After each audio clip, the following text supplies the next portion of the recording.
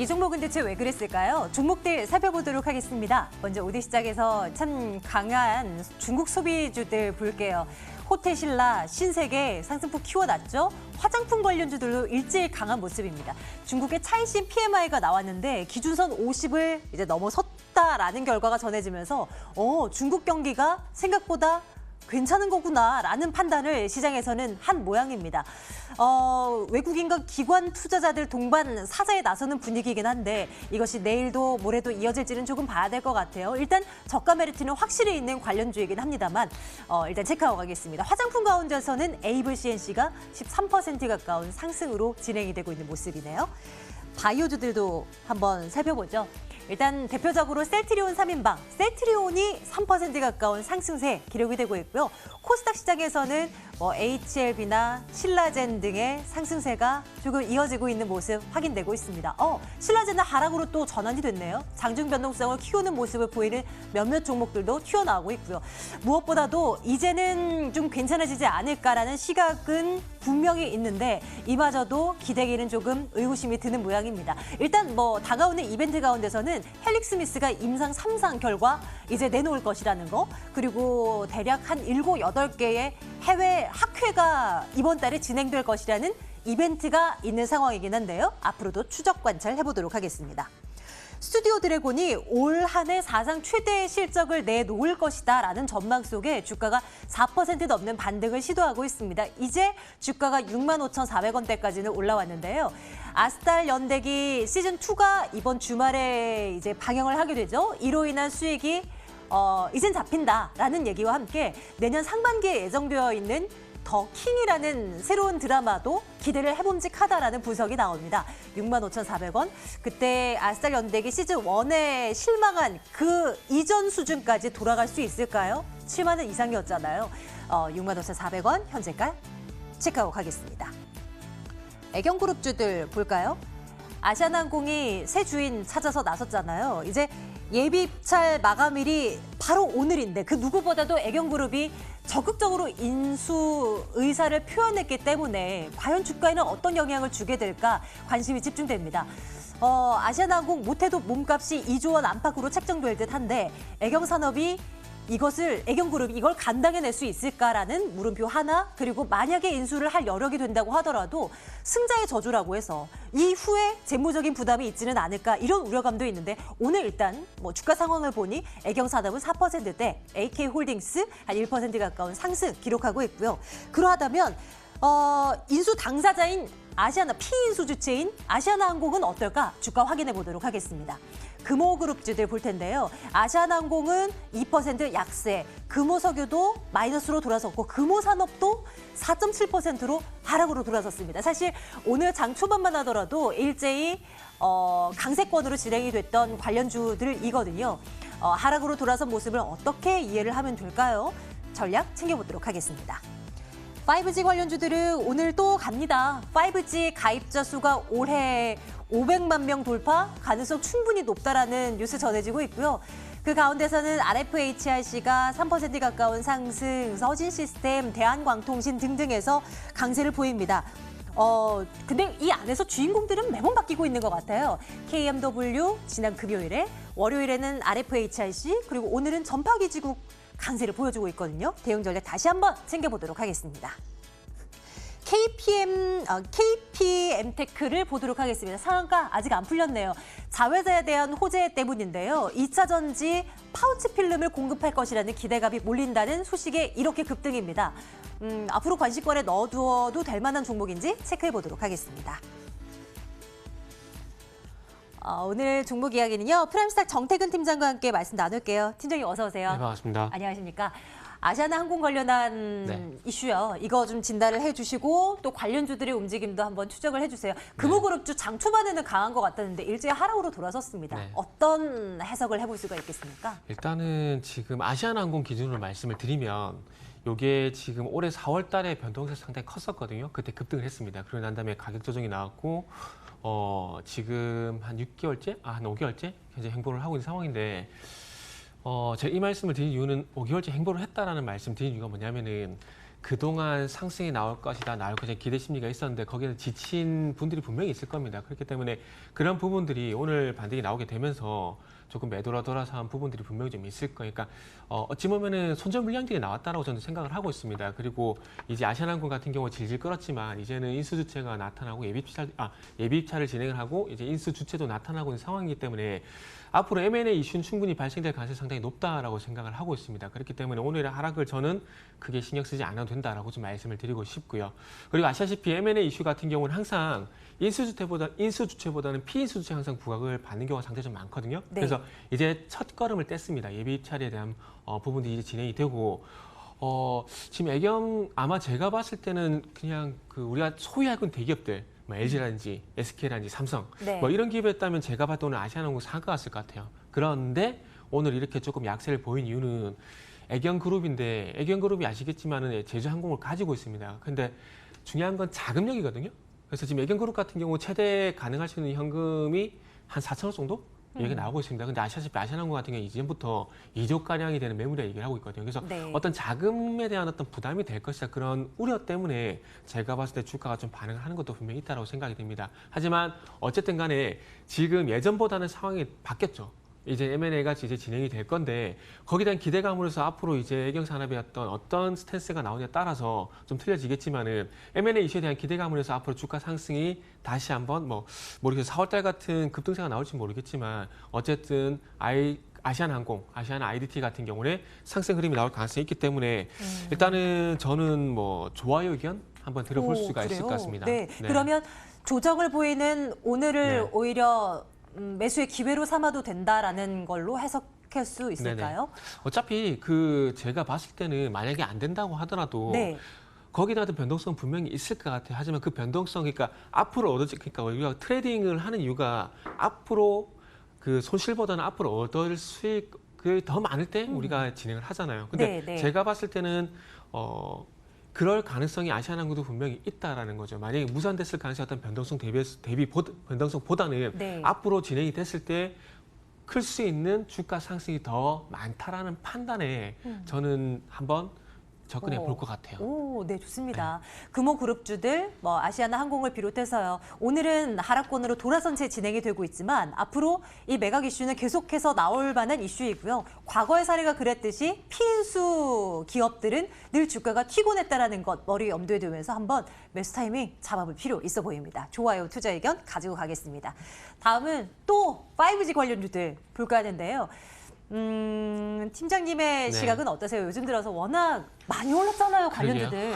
최근에는 이제는 5G 종목들 이익이 났다면 당연히 챙겨야 되고 접근하지 말자라고 말씀하시는 전문가들이 제법 많으셔요. 네. 팀장님의 생각은 어떻습니까?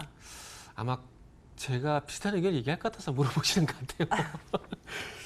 워낙 고점에서 사는 거 싫어하시잖아요. 또 투자 그죠. 성향이. 그리고 개인적으로 높은 데를 싫어하거든요. 네. 싫어하는데 맞아요. 제가 말씀드리고 싶은 부분을 좀 많이 말씀해 주셨는데 네. 물론 맞아요. 기대감은 많은 건 맞아요. 그런데 저도 아쉬운 건 너무 가파르다라는 것입니다. 그러다 보니까 지금 최근에 와서 RF, HIC라든지 대한광통신이라든지 이런 종목들이 강세를 보인 이유가 그 연연을 보시면 될 것 같아요. 그러니까 무슨 얘기냐면은 우리가 4월달, 5월달 같은 경우는 5G에 어떤 기대감이 발생되게 되면서 전 종목들이 그러니까 5G와 연관되게 되면 싹 다 올랐거든요. 근데 그러고 난 이후에 6월달 같은 경우에는 1차적인 상승이 나오고 난 이후에 좀 쉬어가다가 그 이후에 7월달 같은 경우는 실적이 발생되는 종목들, 그러니까 KMW라든지 오일솔루션 이 종목만 가다가 최근에 와서는 이 종목이 너무 많이 오르다 보니까 대한광통신 그리고 RF, HIC 이런 종목들이 그러니까 덜 오른 종목도 좀 옮겨간다는 거죠. 그렇기 때문에 지금 5G 같은 경우 누가 보더라도 대장주가 오일솔루션하고 KMW이기 때문에 만약에 이 두 주체가 꺾이게 된다라면은 나머지 솔리드라든지 방금 말씀 대한광통신이라든지 RF, HIC라든지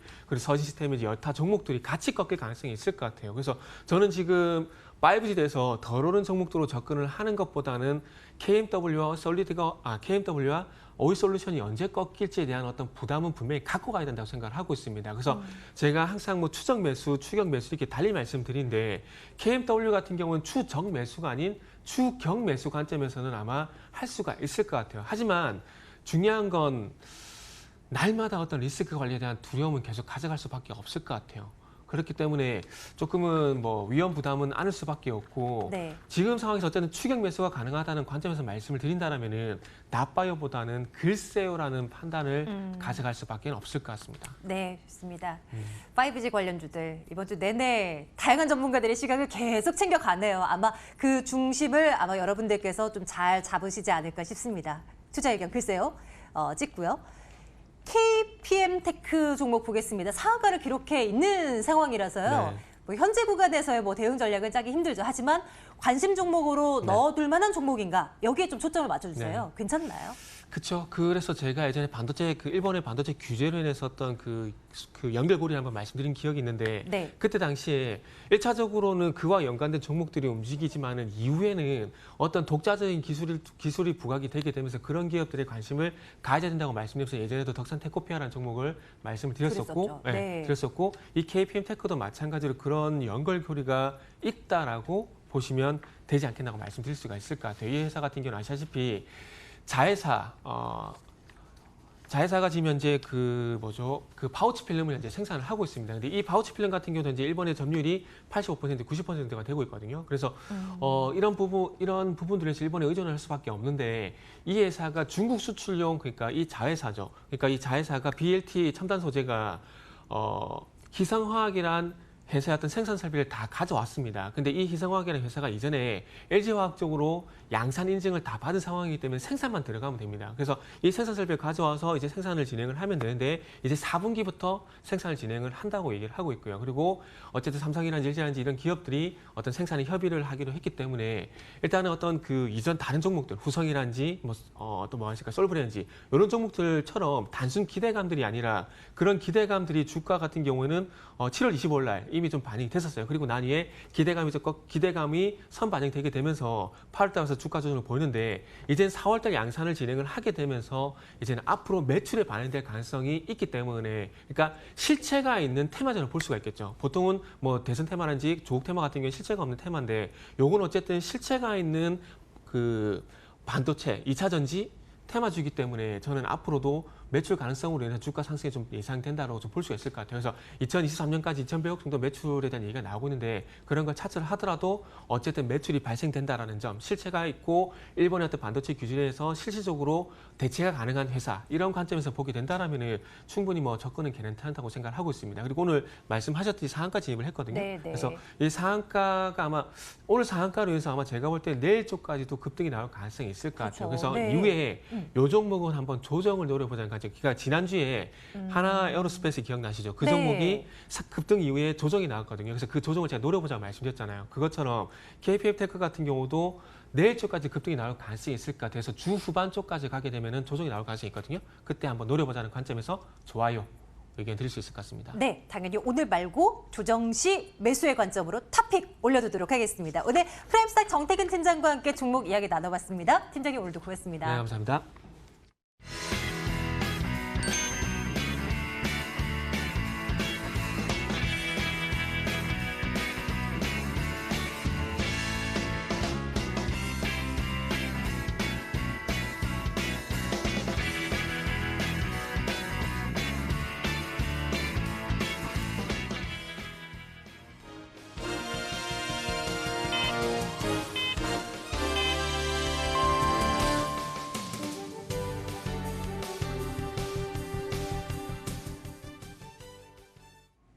(9월 3일) 화요일에 거래 마쳤습니다. 부진한 수급에 지수에 상당히 약간 막혀있는 시장입니다. 원달러 환율이 다시금 상승을 했습니다. 간밤 영국에서 조기 총선 가능성이 제시가 되면서 파운드와 약세를 보이면서 달러가 강세를 보였고요. 자연스럽게 원달러 환율도 오늘 상승하면서 거래가 됐습니다.